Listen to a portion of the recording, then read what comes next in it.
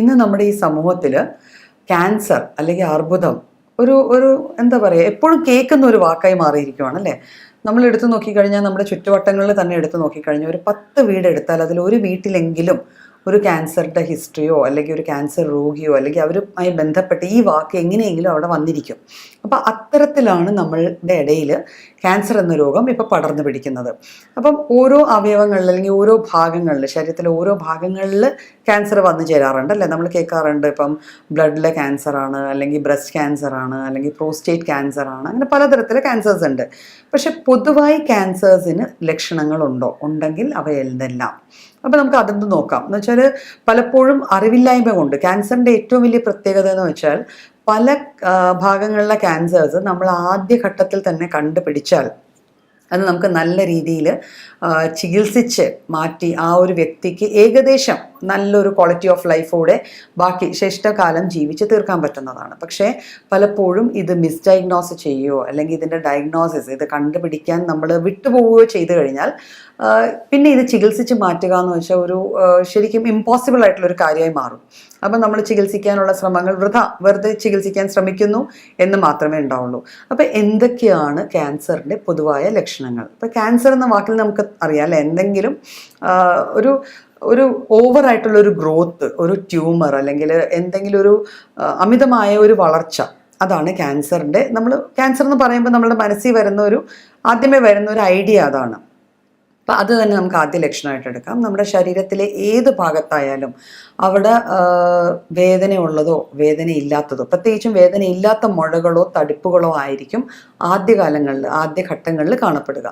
അപ്പം എല്ലിലോ അല്ലെങ്കിൽ സ്കിന്നിൽ അല്ലെങ്കിൽ ഏതെങ്കിലും നമ്മളുടെ ബ്രസ്റ്റിൽ അല്ലെങ്കിൽ ഒരു വൃക്ഷണഭാഗത്ത് ടെസ്റ്റിസിൻ്റെ ആ ഒരു ഏരിയയിൽ ഏതെങ്കിലും ഗ്ലാൻസിൽ, കഴലകൾ എന്ന് പറയുന്ന ഗ്ലാൻസിൽ, തൈറോയിഡ് ഗ്ലാൻഡ് നമ്മുടെ തൊണ്ടയുടെ മുന്നിലിരിക്കുന്ന ഗ്രന്ഥികളിൽ, അപ്പോൾ ഇവയിലൊക്കെ ചെറിയ തടിപ്പുകൾ, അത് വേദനയില്ലാത്ത തടിപ്പുകളും ആവാം, ചെറുതായിട്ട് വേദനയുള്ള തടിപ്പുകളോ നിറവ്യത്യാസങ്ങളോ കാണപ്പെടുകയാണെങ്കിൽ അത് ക്യാൻസറിൻ്റെ ഒരു ലക്ഷണമാകാം. അപ്പം ഈ പറയാൻ പോണ ലക്ഷണങ്ങളൊക്കെ ഉണ്ട് എന്ന് പറഞ്ഞ് നമുക്ക് ക്യാൻസർ ആണ് എന്ന് ടെൻഷൻ അടിക്കുകയോ പേടിക്കുകയോ വെപ്രാളപ്പെടുകയോ ചെയ്യാനുള്ളതല്ല. ഇതെന്തെങ്കിലും ഉണ്ടെങ്കിൽ നമ്മൾ കൂടുതൽ ഇൻവെസ്റ്റിഗേഷനിലേക്ക് പോവുക, ഒരു ഡോക്ടറെ കാണിച്ച് എന്താ മുന്നോട്ട് ചെയ്യാൻ പറ്റുക എന്നുള്ളതിന് മാത്രമാണ് ഈ ലക്ഷണങ്ങൾ പറയുന്നത് കേട്ടോ. അപ്പോൾ ആദ്യത്തത് ഇത്തരത്തിലെ മുഴകളാവാം. പിന്നെ അകാരണമായ വിളർച്ചയോ ക്ഷീണമോ തളർച്ചയോ, ഉറക്കത്തിൽ വരുന്ന വ്യതിയാനങ്ങൾ. നമുക്ക് പ്രത്യേകിച്ച് ഒരു കാരണമില്ല, പക്ഷേ എനിക്ക് വല്ലാണ്ട് ക്ഷീണം തോന്നുന്നു, ഒരു തളർച്ച തോന്നുന്നു, എപ്പോഴും കിടക്കാൻ തോന്നുന്നു, ഉറക്കം വരുന്നു പക്ഷെ കിടന്നിട്ട് ഉറക്കം ശരിയാകുന്നില്ല. അപ്പോൾ ഇത്തരത്തിലുള്ളൊരവസ്ഥകൾ വന്നു ചേർന്നാലും അത് ക്യാൻസറിൻ്റെ ഒരു ലക്ഷണം ആകണമെന്ന് നിർബന്ധമല്ല. ഞാൻ നേരത്തെ പറഞ്ഞ പോലെ തന്നെ അങ്ങനെ ഒരു ലക്ഷണമായി മാറാം.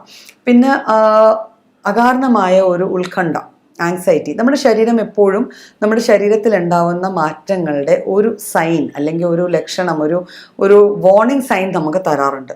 അപ്പോൾ ചിലപ്പോൾ നമുക്ക് ഉള്ളിൽ തന്നെ ഒരു ഉത്കണ്ഠ, ഒരു ആങ്സൈറ്റി, ഒരു ടെൻഷൻ, ഉറങ്ങാൻ കിടന്നാൽ വേണ്ടാത്ത ചിന്തകൾ വരിക, ഇതാണോ അങ്ങനെയാണോ, എന്തുകൊണ്ട് ഇങ്ങനെ വരുന്നു, അകാരണമായ ഒരു ആങ്സൈറ്റി അല്ലെങ്കിൽ ഉത്കണ്ഠ. അപ്പോൾ ഇതിൻ്റെ കൂട്ടത്തിൽ തന്നെ നമുക്ക് വന്നു ചേരാവുന്ന, അപ്പോൾ ഈ ലക്ഷണങ്ങളുടെ കൂട്ടത്തിൽ തന്നെ അകാരണമായ ആങ്സൈറ്റിയും നമുക്ക് കൂടെ ചേർക്കാവുന്നതാണ്. പിന്നെ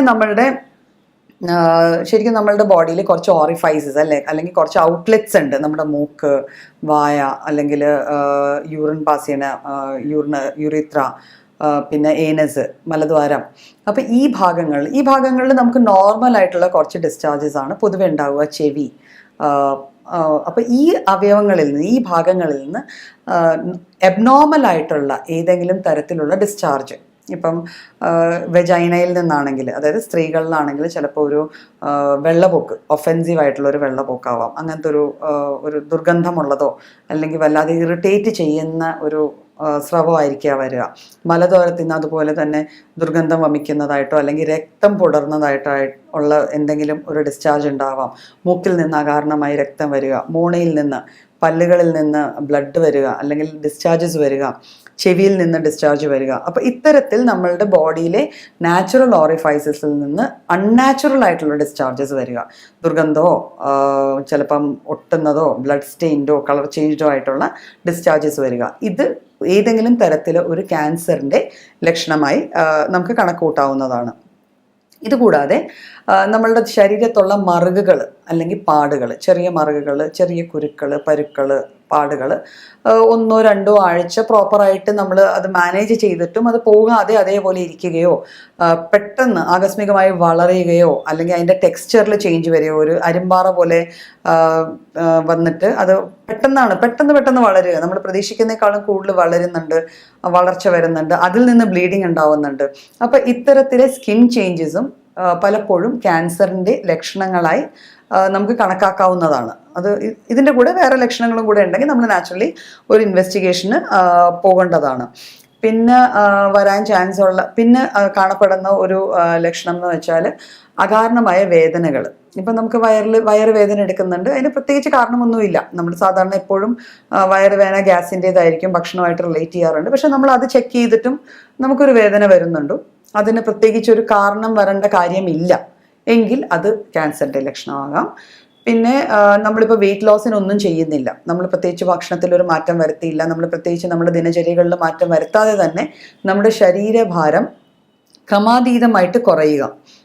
ഒരു ചെറിയ വെയിറ്റ് ലോസ് ഓക്കെ, പക്ഷെ നമ്മളെ കണ്ട ഉടനെ ആൾക്കാർ അയ്യോ വല്ലാണ്ട് ക്ഷീണിക്കുന്നുണ്ട് എന്ന് പറയുന്നു, അല്ലെങ്കിൽ നമുക്ക് തന്നെ വെയിറ്റ് നോക്കുമ്പം ഒരു 2-3 kg വെയിറ്റ് പ്രത്യേകിച്ച് ഒന്നും ചെയ്യാതെ തന്നെ അങ്ങ് കുറയുവാണ്.